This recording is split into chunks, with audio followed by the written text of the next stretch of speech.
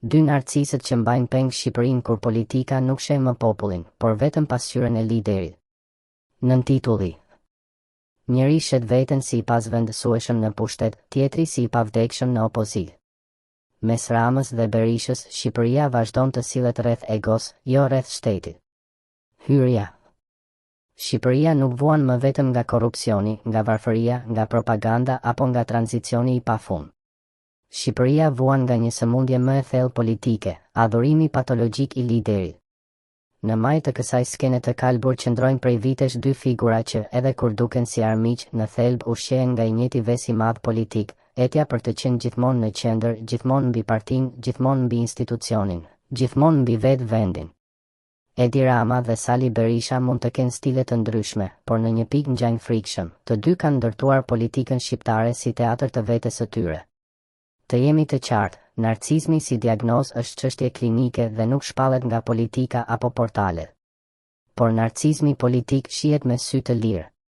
Shihet kur lideri nuk pranon kurrë faj. Shihet kur partia kthehet në pasqyrë personale.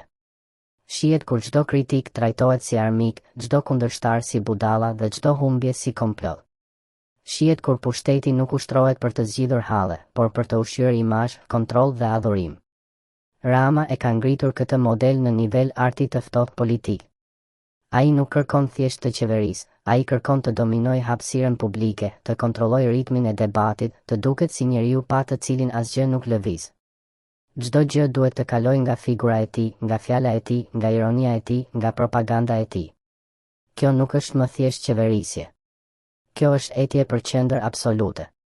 Berisha, nga ana tjetër, nuk është më pak goditës në këtë pasqyrë. Ai nuk pranon të largohet nga skena, nuk pranon të mbetet figure së shkuarës, nuk pranon që partia të marrë frym pa hijen e tij. Edhe kur koha kërkon ndryshim, ai rikthehet qendrës si njeri që nuk sheh dot politikën pa veten në krye të saj. Dhe këtu del një e vërtet e hidhur. Në Shqipëri, pushteti dhe opozita shpesh duken si dy fytyra të së njëjtës etje për protagonizëm.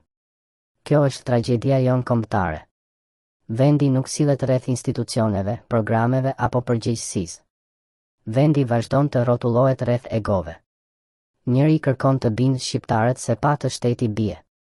Tjetri kërkon të mbush mendjen se pa të opozita vdes. Dhe ndërsa këta të dy ushqejnë kultin e vetes, Shqipëria humbet kohë, humbet dinjitet, humbet të ardhme. Në fund, pyetja nuk është vetëm nëse Rama apo Berisha kanë tipare narcizmi politik. Kjo duket çdo ditë. Pyetja më e rëndë është, sa gjatë do të vazhdojë Shqipëria të mbahet peng nga lider që e duan më shumë pasqyrën se sa përgjegjësinë?